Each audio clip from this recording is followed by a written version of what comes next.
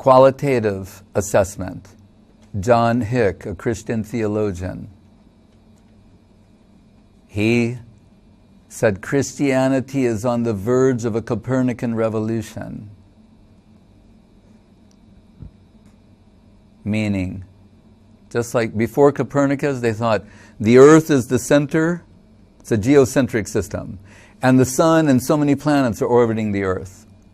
Then Copernicus came along, declared a heretic in the beginning, that he's saying, actually, it's a solar system, heliocentric. The sun is in the center, and the earth is one of many planets orbiting that sun. So John Hick, this Christian theologian, said, Christianity is on the verge of a Copernican revolution. Meaning, up to this point, we've thought this is the central God conception. And there are so many others in remote orbit. Say, no, what you're about to find out is this is one of a plurality of theistic conceptions orbiting a central truth, a supreme reality. So then, for those who want to make a comparative analysis, right, someone could say, well, all are in orbit, and all are planets, you can find similarities. But if someone wants to start finding a gradation, then they'll have to become acquainted with the central conception and then see how it's reflected into the satellites.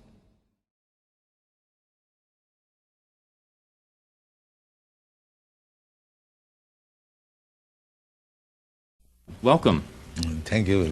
You founded the Hare Krishna movement some 7 years ago in 1967, did you not? Yes. In a capsule, what is the movement? The movement is to awaken God consciousness of the human being. The human being is distinguished from the animals, that the animals cannot understand what is God. Mm-hmm. And if the human being also does not understand what is God, then he is enemy. I see. And so your movement is to bring about an understanding of God among human beings. Yes. And Hare Krishna means what? Hare Krishna means addressing the energy of God. Hare means the energy of God, and Krishna means God.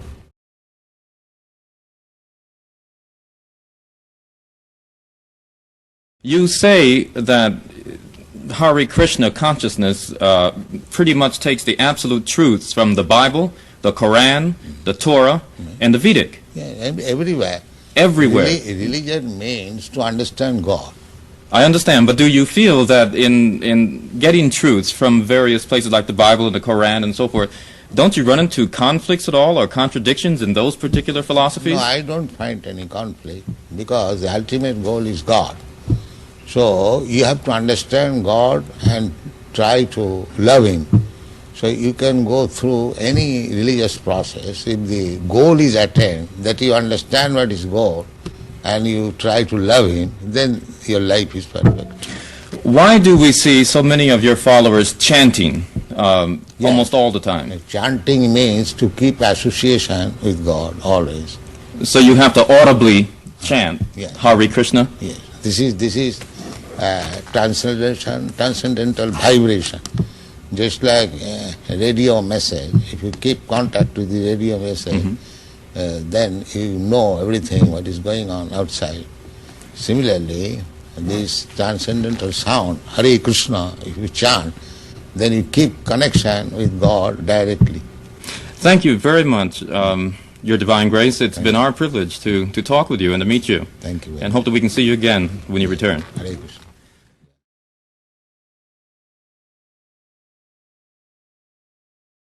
When people conceive of God, they think the highest conception of God generally is the Creator, who created the world and the universes, and always Creator, Creator.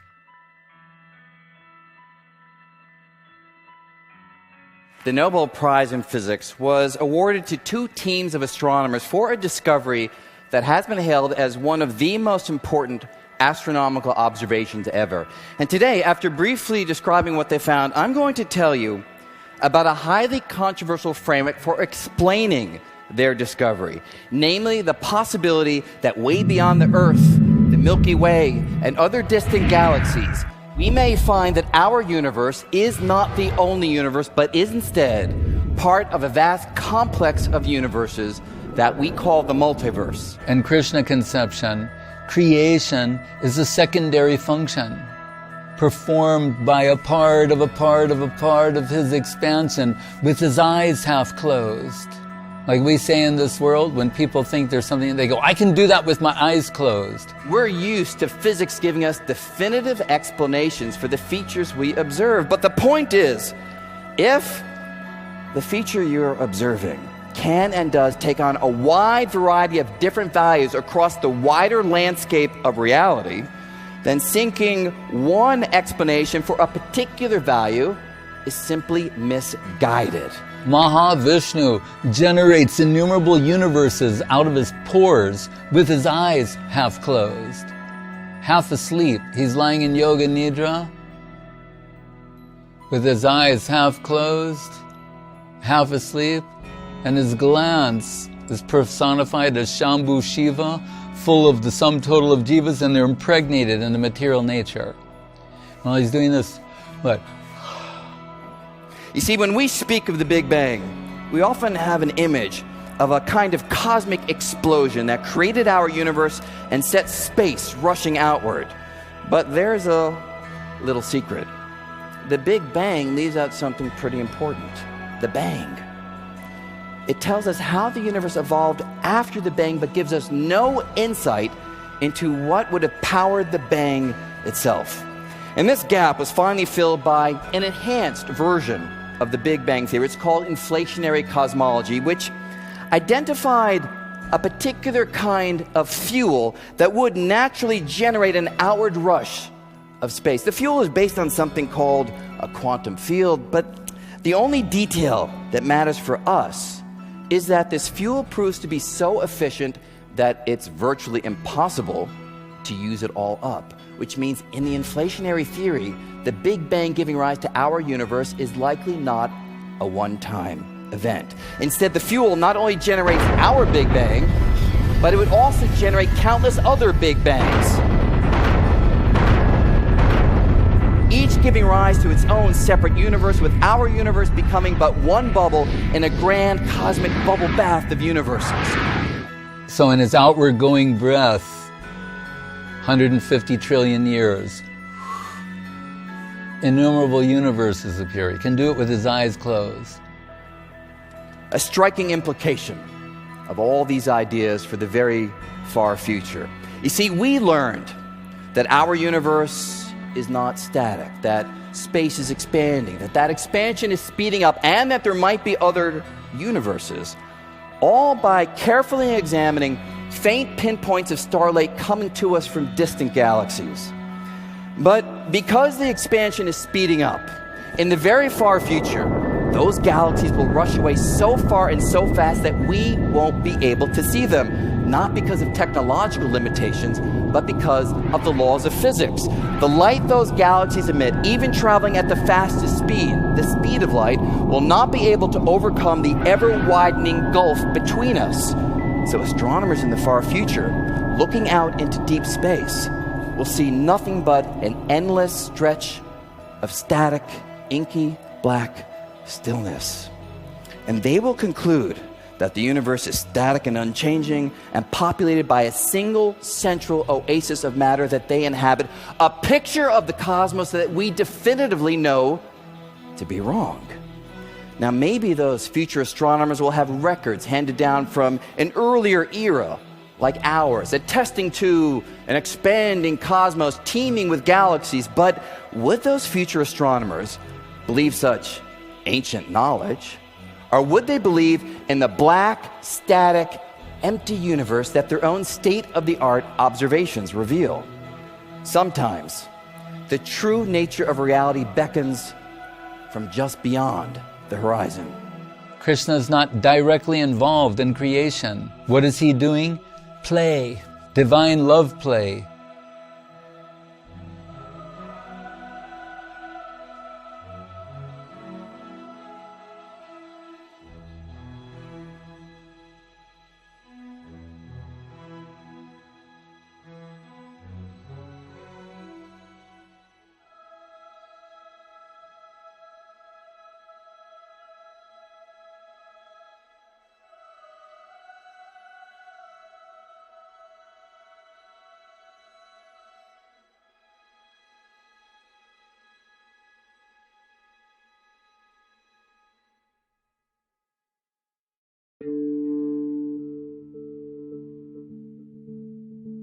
Know that one thing, upon knowing which everything will be known. That's what your endeavors should be. 100 years ago this month, a 36-year-old Albert Einstein stood up in front of the Prussian Academy of Sciences in Berlin to present a radical new theory of space, time, and gravity, the general theory of relativity. General relativity is unquestionably Einstein's masterpiece, a theory which reveals the workings of the universe at the grandest scales, capturing in one beautiful line of algebra everything from why apples fall from trees to the beginning of time and space. 1915 must have been an exciting year to be a physicist. Two new ideas were turning the subject on its head. One was Einstein's theory of relativity, the other was arguably even more revolutionary, quantum mechanics.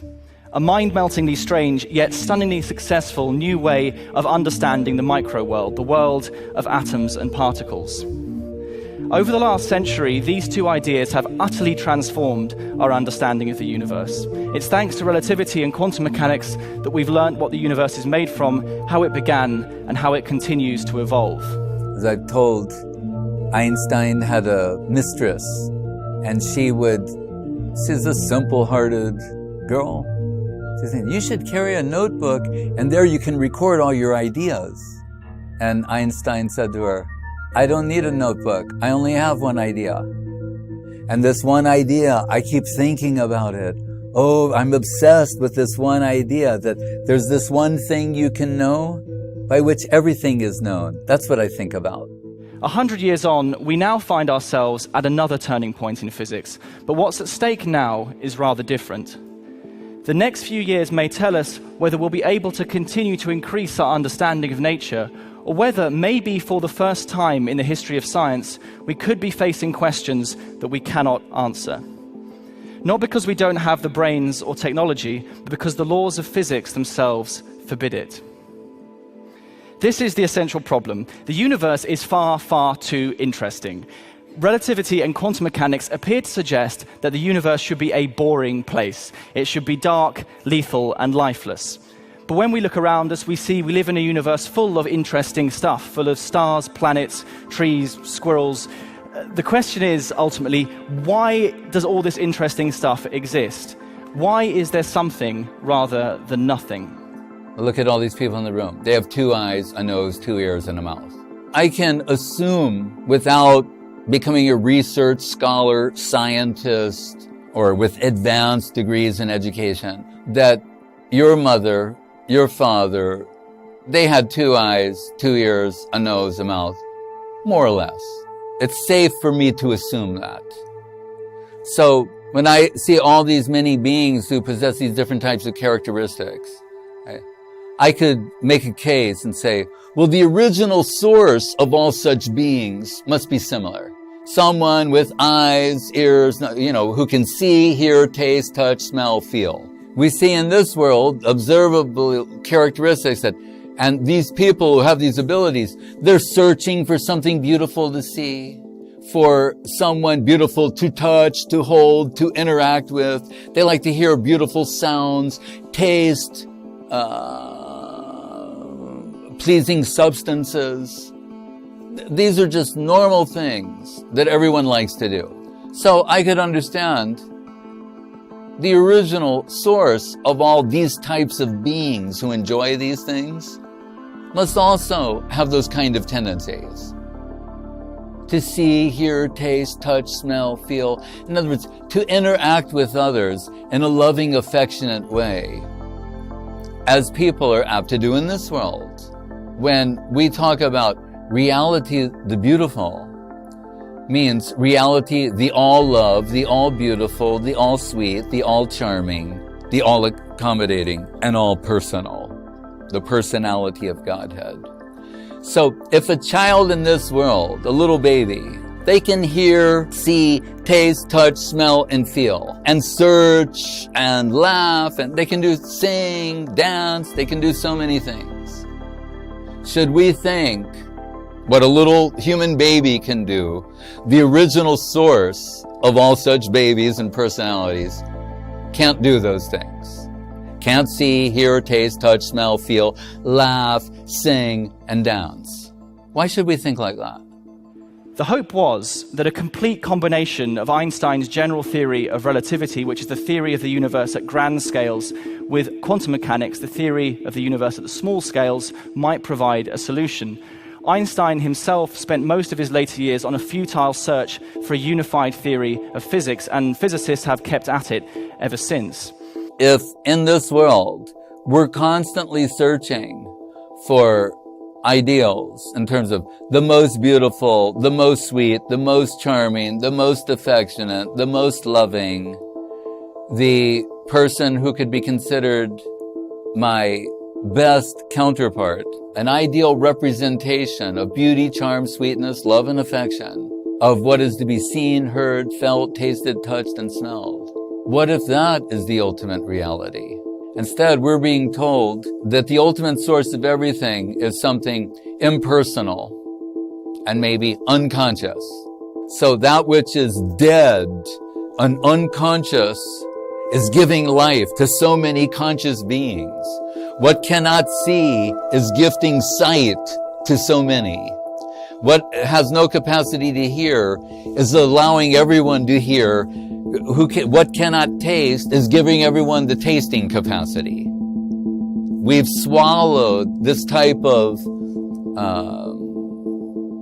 what's the scientific term? Bullshit. I think that's the scientific term. We've swallowed this wholesale, right, and denied the personality of Godhead, and think that we're very modern, very advanced scientific thinkers, because we can't accommodate how the original source of all sensual ability and capacity can also have sensual ability and capacity. We deny that. That would be just too much. I mean, that would be like God or something. Right. That would be inconceivable. One of the most promising candidates for a unified theory is string theory. And the essential idea is, if you could zoom in on the fundamental particles that make up our world, you'd see actually that they're not particles at all, but tiny vibrating strings of energy, with each frequency of vibration corresponding to a different particle, a bit like musical notes on a guitar string. So it's a rather elegant, almost poetic way of looking at the world, but it has one catastrophic problem. It turns out that string theory isn't one theory at all, but a whole collection of theories. It's been estimated, in fact, that there are 10 to the 500 different versions of string theory. Each one would describe a different universe with different laws of physics. Now, critics say this makes string theory unscientific. You can't disprove the theory. But others actually turned this on its head and said, well, maybe this apparent failure is string theory's greatest triumph. What if all of these 10 to the 500 different possible universes actually exist out there somewhere in some grand multiverse? That an absolute personality who's absolutely beautiful, absolutely charming, absolutely funny, absolutely tasteful, who can reciprocate simultaneously the ideal hankering of every being. That would be, the absolute, of course. One of the most important consequences of Einstein's general theory of relativity was the discovery that the universe began as a rapid expansion of space and time 13.8 billion years ago, the Big Bang. Now, according to early versions of the Big Bang theory, the universe has been expanding ever since, with gravity gradually putting the brakes on that expansion. But in 1998, astronomers made the stunning discovery that the expansion of the universe is actually speeding up. The universe is getting bigger and bigger, faster and faster, driven by a mysterious repulsive force called dark energy. Now, whenever you hear the word dark in physics, you should get very suspicious, because it probably means we don't know what we're talking about. So that the ultimate reality is beautiful, loving, charming, and sweet. Science is not prepared to deal with that.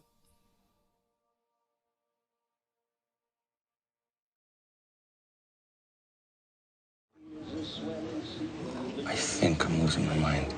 Well, what we do know for sure.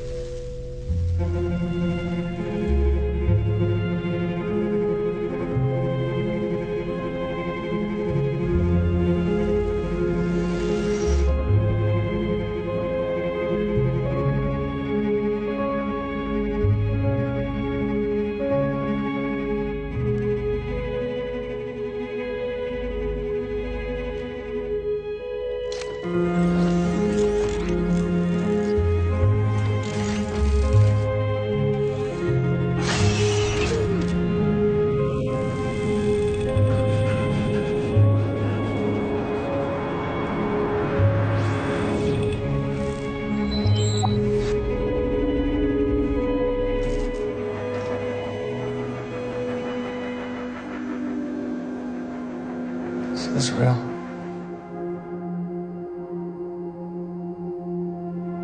With Sukadeva Goswami. Remember, he was liberated in the womb of his mother. So this is why he's the speaker of the Bhagavatam. He was never under the influence of the mundane. He's saying, I wasn't watching any movies.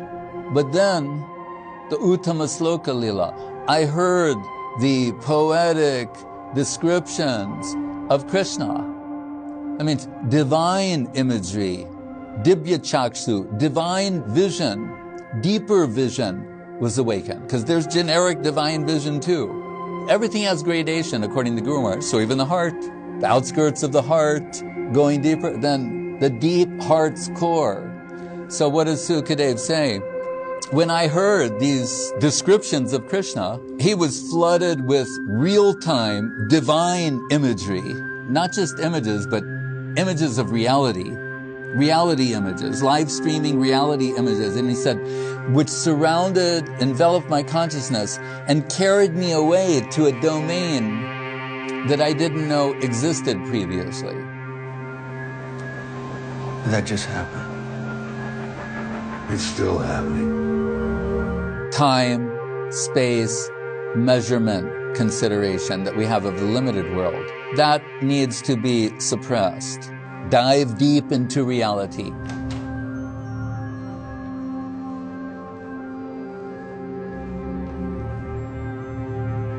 If we're going to discuss the unlimited world, come under the influence of revealed truth.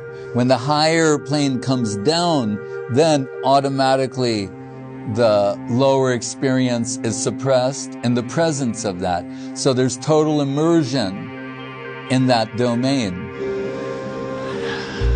All right, so where was all this before I met you? On the periphery, just outside. There's always a window. People are frightened to look through it. Real-time, live streaming Leela. That's what's in the Bhagavatam. That's what's in the Charitamrita. It's going on eternally. But so for someone who has the capacity, they may enter the current of that stream in a real, lifetime, meaningful way.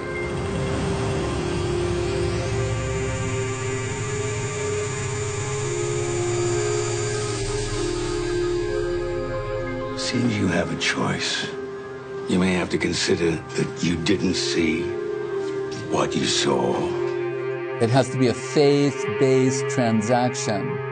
Whether you're an intellectual or a simple-hearted person, it has to be a faith-based transaction. Then something substantial can come to one. Or you did. It's my firm belief that everyone who's ever substantially been in connection with Krishna consciousness has some level of revelation. Something's been revealed to them. And not only once, repeatedly. And we know that. Not in a sense of self-assertion, pratishta, arrogance, but out of gratitude to our Guru Varga. We cannot deny that something has been gifted to us. Something has touched us. They're both solid options. Take your pick, and when you decide, come and tell me. But don't rush into it. Take your time. Difficult decision. When Guru Maharaj says, dive deep into reality, that it's possible. But he's saying, but to do that, you have to be serious, determined, faithful, patient, and as much as Krishna wants to reciprocate your heart's inner, true, earnest hankering, that'll be reciprocated and more. Guru Maharaj said, whatever little faith we have, cast it toward the infinite. He said, and then prepare yourself for what will come in return, in response to that.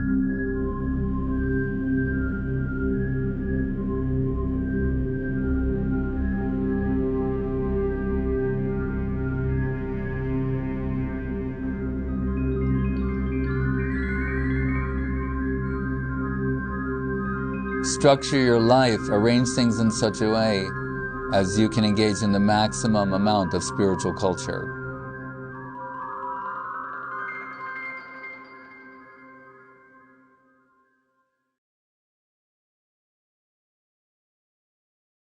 Our Grand Guru, Srila Sridhar Maharaj says the meaning of Om, that it means, in one translation, it means a big yes. That yes, what you are searching for exists. Your inner heart's desires will be satisfied with the Supreme Absolute Truth, which is fully existing, fully transcendental, eternal, and it is meant for all of us. It's universally our constitutional need. All our desires will be fulfilled. All our hankerings and hunger and want will be fulfilled there. And to have courage and to know that it is there and that it is far superior, far greater than this plane of existence. This is all we know at present. But if we're fortunate, we'll start to understand there's more. This is a speck of dust, this Earth planet. It's a tiny, tiny planet in an infinite creation. And we are spiritual beings. We have an eternal soul. And we have a home. There's a spiritual reality that's existing in all of its glory, that's really our birthright to be there. Srila Sridhar Maharaj explains that it's already within us. We just need to unearth it, to come in touch with it. And it's all existing within consciousness. It's all beautiful, all sweet, affectionate, loving plane of reality, which is our constitutional right and constitutional place for all souls in existence.